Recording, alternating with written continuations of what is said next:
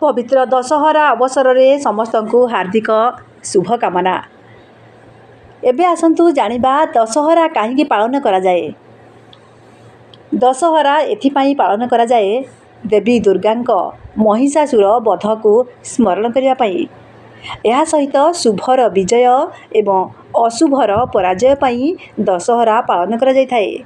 शक्ति एवं साहस प्राप्ति पाई मध्य दशहरा पालन करा जिबार विधि रही। सत्य और धर्म सदा विजयी बोली प्रमाण पाई दशहरा पालन करा जाय थाए।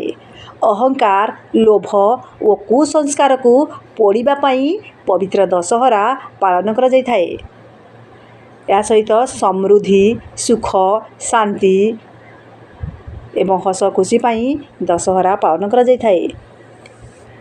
दृष्टिशक्ति रोग और भय को दूर करने पाई मध्य पवित्र दशहरा पालन करा जाय थाए एवं आनंद उत्सव भावे पालन करने पाई एही दशहरा पर्व को आनंद उल्लासर सहित पालन करा जाय थाए।